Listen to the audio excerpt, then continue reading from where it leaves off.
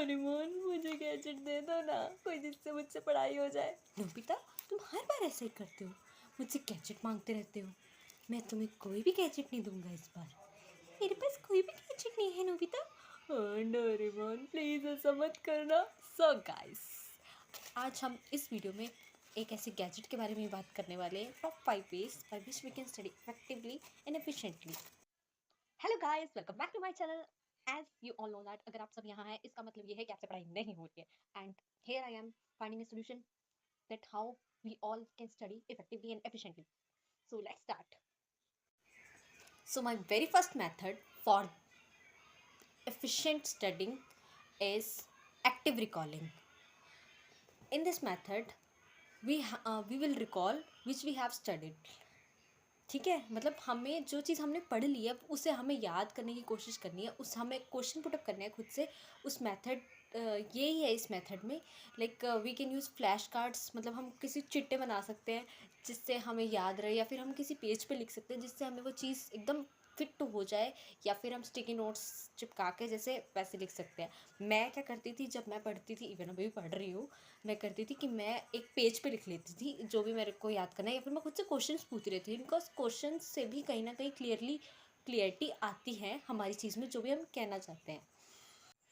And the next one is studying in focus session, मतलब कि आपको एकदम शॉर्ट टर्म के लिए स्टडी करनी है, लाइक शॉर्ट ड्यूरेशंस की study.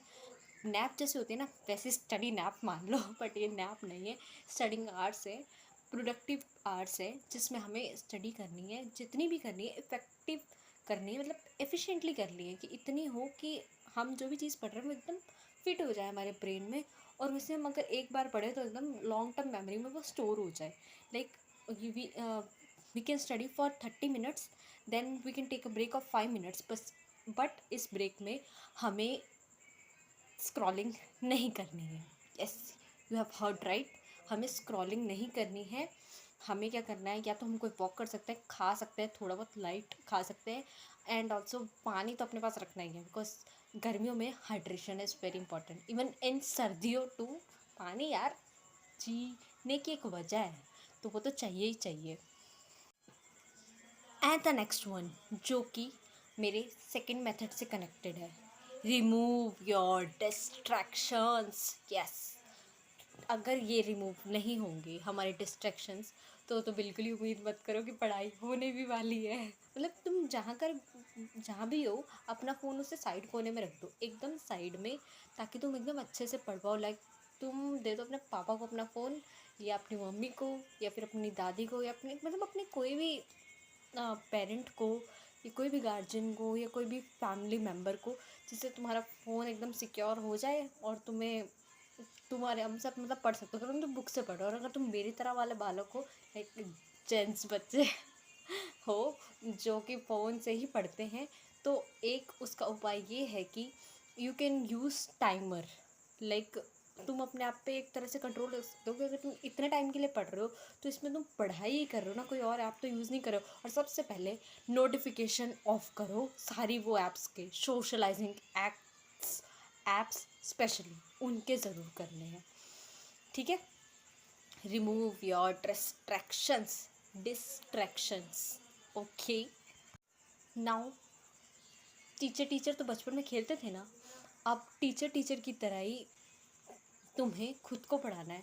Teach yourself what you have learn, जो भी तुमने पढ़ा है तुम वो बाय क्वेश्चनिंग योर सेल्फ, और लाइक एक्टिव रिकॉलिंग में क्वेश्चनिंग करके, या फिर तुम खुद को पढ़ा के वो topic, like this was a topic and we have studied this, and in this topic this specific sub topic you are going to study, like sub shells, PSD, sorry SPDF science वालों की ego hurt हो जाएगी यहाँ पे, sorry guys.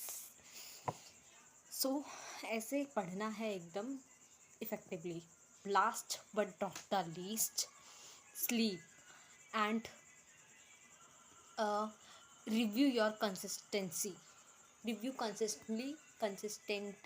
Consistently, sorry guys for some mispronunciations, because sometimes first video है तो हो जाता है ये। लाइक स्लीप हमेशा अपनी चेक करता रहना, स्लीप साइकिल वो ख़राब नहीं होनी चाहिए। पढ़ने के पीछे स्लीप साइकिल की ऐसी तैसी नहीं करनी है। पढ़ाई मैं मानती हूँ प्रायोरिटी है, लेकिन स्लीप साइकिल भी, अगर अच्छी नींद नहीं लोगे तो पढ़ाई भी नहीं होगी। भले तुम जितनी मर्जी कोशिश कर लो, तुम्हारा इम्यून सिस्टम वीक होगा तो पढ़ाई की उम्मीद मत करना कि वो हो पाएगी। मतलब तुम जल्दी जल्दी बीमार पड़ते रहोगे ना, अगर बी टी लिम्फोसाइट की इम्यूनिटी नहीं आएगी, बी सेल्स काम नहीं करेंगे तो कहाँ तुम पढ़ पाओगे यार। ना तुम में हार्मोनल डिस्ट्रप्शन रहेगा। इसीलिए अच्छी पढ़ाई के लिए स्लीप इम्पोर्टेंट। लेकिन लेकिन लेकिन समटाइम्स होता है कि एग्ज़ाम्स होते हैं, स्लीप नहीं मेंटेन हो पाती है तो उसमें चलता है। लेकिन रेगुलरली अपना ये चीज़ नहीं बना के रखनी है कि लेट सोना है, 3 बजे सोना है, 2 बजे सोना है, 1 बजे सोना है। मैं भी कभी लेट सोती थी। Yes, you have heard right.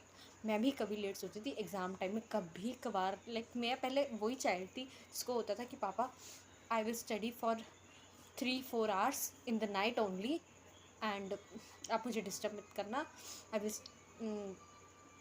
Will do only study in night. दिन में मुझसे नहीं होते, मतलब दिन में एफिशिएंसी नहीं आती, डिस्टर्बेंस होती है। बट ऐसा कुछ नहीं होता, ये हमारी मेंटेलिटी है कि दिन रात में होती है। रात में मैं 1% मानती हूँ कि डिस्टर्बेंस नहीं होती है, क्योंकि सब सो जाते हैं तो कोई बुलाने वाला नहीं है। But the thing is that नींद भगवान ने अगर बनाई है ना, लाइक, तो वो इम्पॉर्टेंट है। रात बनाई है तो सोने के लिए बनाई है, तो सो मैक्सिमम 12 बजे तक चलता है। रेगुलर बेसिस पे भी किसका है पढ़ने का, बिकॉज हर कोई जॉब कर रहा है, कोई पढ़ रहा है, कोई कॉलेज जा रहा है, कोई स्कूल जा रहा है, कोई कोचिंग जा रहा है। नहीं मेंटेन हो पाता है, कोई बात नहीं, लेकिन मैक्सिमम 12 तक, उससे आगे नहीं। उससे आगे सो एटलीस्ट 6-7 घंटे की नींद लो।